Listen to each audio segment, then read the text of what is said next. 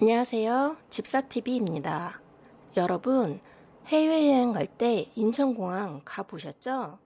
여객은 여객청사로 가는데 화물은 화물청사로 가야 합니다.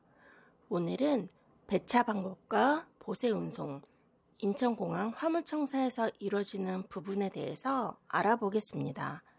배차란 픽업, 국내 운송과 같은 말이고 현재 물건이 있는 곳에서 인천공항까지 운송하는 것을 말합니다. 운송사에 오더를 주면 운송사에서 차량을 섭외해서 공항에 화물을 입고시켜 줍니다. 배차할 때 필요한 정보는 이렇습니다.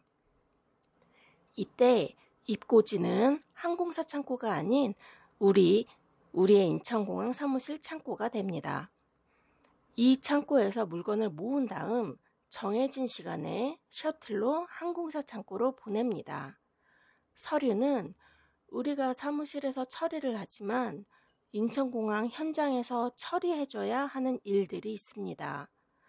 화물 입고가 되면 공항에서는 이런 일들을 처리합니다.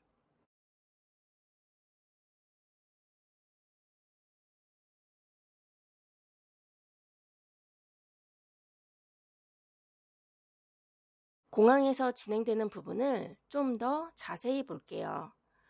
공항에서 라벨을 뽑아서 화물에 부착하고 항공사 창고로 화물을 이동시킵니다.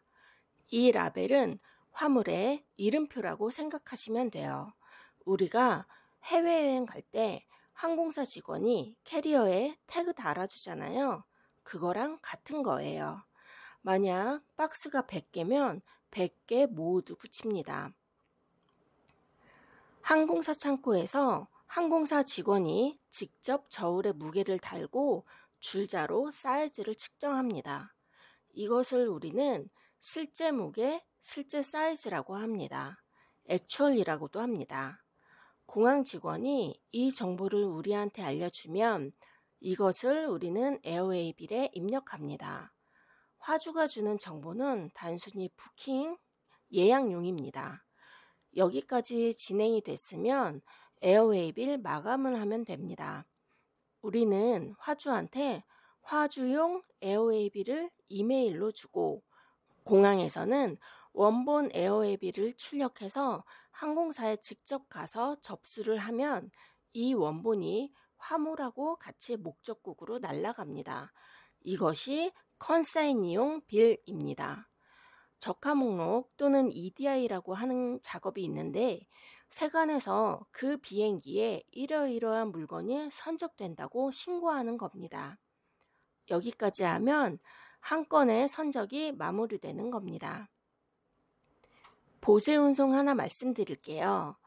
우리가 흔히 얘기하는 배차 픽업은 일반 운송을 이야기합니다.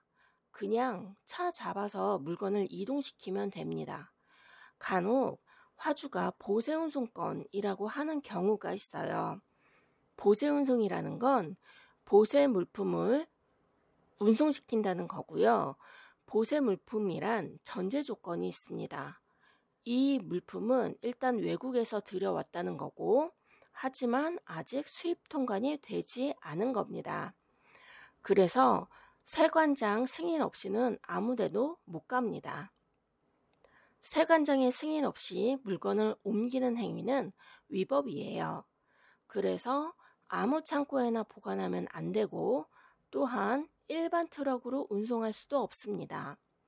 보세 운송이 어떤 것인지 명확히 알고 있으면 배차 진행은 간단합니다. 그냥 운송사에 오더 주면서 보세 운송권이라고 알려주면 운송사에서 알아서 합니다. 절차는 추가로 적었으니 참고하세요.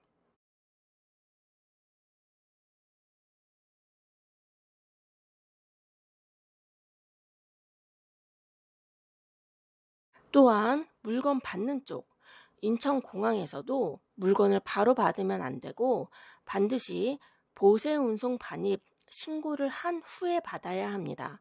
그러니 인천공항에 부킹 디테일을 전달할 때 반드시 보세 운송권이라고 알려놓아야 합니다. 반드시 보세운송 등록이 된 차량만 이용을 할 수 있는데 보세운송 차량이라고 해서 운송료가 많이 올라가는 것은 아니고 보세운송 신고 수수료 정도만 더 받습니다. 다음에는 수출 통관에 대한 영상을 올려보려고 합니다. 궁금하신 점 있으면 댓글에 남겨주세요.